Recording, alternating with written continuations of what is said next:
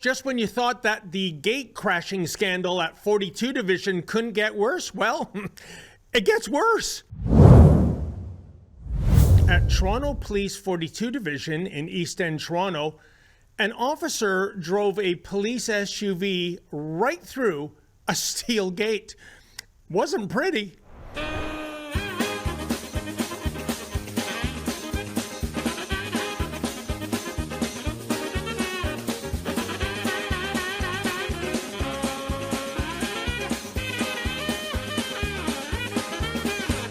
Okay, accidents happen, but there are really two kinds of accidents, aren't there?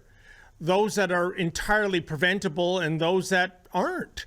Which is to say, it's one thing to unexpectedly hit a patch of black ice on the highway and endure that stomach-churning experience of your car turning into the tilt-a-whirl ride down at the Midway.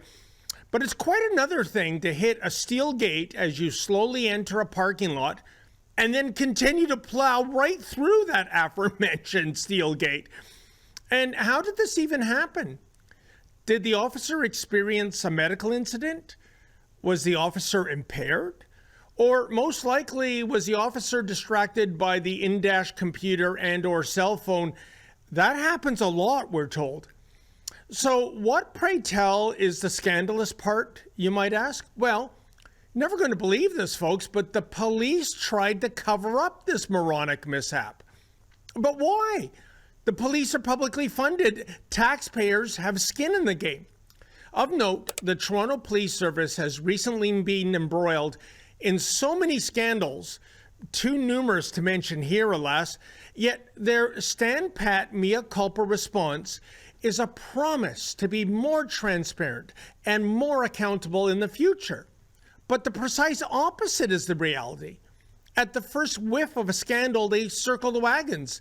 They deploy the cone of silence. And the only way we ever hear about new scandals is due to insider whistleblowers.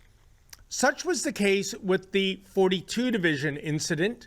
And get this, our sources told us the replacement cost of that gate was in the neighborhood of $25,000. Ouch! Also, I must confess, in my original report, I sort of outsmarted myself. Here's what I had to say about the SUV that was involved in the gate crashing incident. Now we know why those bash bars are attached to the front bumpers of Toronto police cruisers, because after all, when you're smashing in to gates and light standard poles, that can prove damaging even to a full-size SUV. But the thing is, folks, the joke is on me. Those bash bars did not protect the SUV. That's because our sources tell us that since the Ford Explorer experienced A-pillar damage, it ended up being a write-off and was just put out to pasture. Oh well, just put that on the taxpayer tab too, I suppose. Oh, and we have more information. We allegedly have the name of the police officer who was behind the wheel when that incident occurred. And that would be plainclothes police constable Melissa Hasiak. By the way, if you are a plainclothes officer, isn't your cover, I don't know, kind of blown to smithereens if you're driving about town in a fully marked police cruiser? I can only think of that SCTV character from yesteryear, plainclothes Mountie Curtis Edgett. He joined the Mounties because he loved the uniform. Then they took him out of the uniform and put him on the street. He's Curtis Edgett, plainclothes Mountie. What's happening, man? You cats know where I can score some good weed. I've got plenty of bread, man. No sweat. Anyway, we reached out to 42 Division to get Hasiak's side of the story. Now, again, keep in mind the cops keep promising they're going to be more accountable and more transparent, right? Does this conversation sound accountable and transparent to you? Yes, my name is David Menzies, and I'm with Rebel News, and it's a follow-up on the story. You may recall, I think it was back in January, an SUV was driven through your automated steel gate. And I've been told by a source it was Constable Hasiak behind the wheel. And I don't know that. You would have to confirm that with our media relations. I would love to, officer. But their policy is they will not communicate with us. Otherwise, so that's not your fault. And I'd love to talk to them, but they will not communicate with us. So before doing an update, I just felt as a courtesy to reach out to Constable Hasiak. And I also learned that the SUV was indeed a write-off because of A-pillar damage. And I just wanted to confirm that information as well. Right. So, I mean, if you give me her email, One second, okay? 1 second. Thank you. Thank you for calling. Please wait while we transfer your call to the next available representative. My name is David Menzies with Rebel News, and I'm just trying to get in touch with Constable Melissa Hasiak. Okay. And I think it was... She doesn't work here, so that's already strike one. That's not going to help. Oh. She doesn't work here. I was unaware of that. He had told me she's on a training course for 2 weeks. She no longer works at the station. Oh, okay. She was with the station when she drove the SUV through the front gate, though, right? I have no idea what you're talking about. Oh, I see. It was in the news. Okay, that's fine. Okay. I still have no idea what you're talking about. No, I take you at your word, officer. I don't watch the news. Yeah. Do you? I can't say I blame you. Do you know where I could get in touch with her? You would have to call our corporate communications and ask them for that.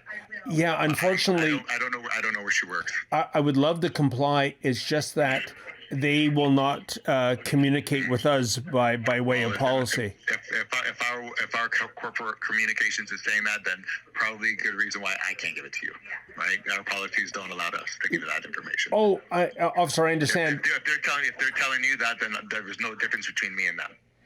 Oh no, I mean just in general, they do not get back to us on any issue, and I'm just trying. That's an excellent question. Excellent. And then I think you should channel your energy on that. Well, we have. Why is it that they don't want to? Oh, we've reported on that, officer. And How'd that go? well, it's still business as usual. We can't go to press conferences. They won't return our calls or emails. So I'm just trying to do Constable Hasiak a solid by getting her side of the story. It doesn't sound like that, my friend. I'm sorry. It doesn't sound like that because you're already precluding to things, and I don't know. It doesn't quite sound like you're trying to do anybody else. Oh no, officer! I can't help you. I can't help you. She does not work here. Okay. On the contrary, I'm. Nice. And speaking of accountability, there's another angle to this story. Namely, if one of us crashed through a steel gate, we would be charged with careless driving or even dangerous driving. We would be fined. We would receive demerit points. Our auto insurance rates would spike. But when it comes to Hasiak, it's apparently no harm, no foul. And of course, she's not on the hook for that $25,000 gate, nor that fractured Ford. By the way, a base model Explorer starts at about $55,000, and that's without the police package upgrade, by the way. I should also point out here that Constable Hasiak earned $171,335 plus benefits last year, and that was a 16.9% increase over her 2024 salary. Bottom line, must be so sweet being part of that exclusive club wherein it's one law for me and one law for thee. Ho-hum, another week, another scandal at the Toronto Police Service. How does Police Chief Myron Demkew still have a job? Well, if you think as we do, please go and sign our petition. That's firethechief.com. Firethechief.com. It is time for Chief Demkew to go.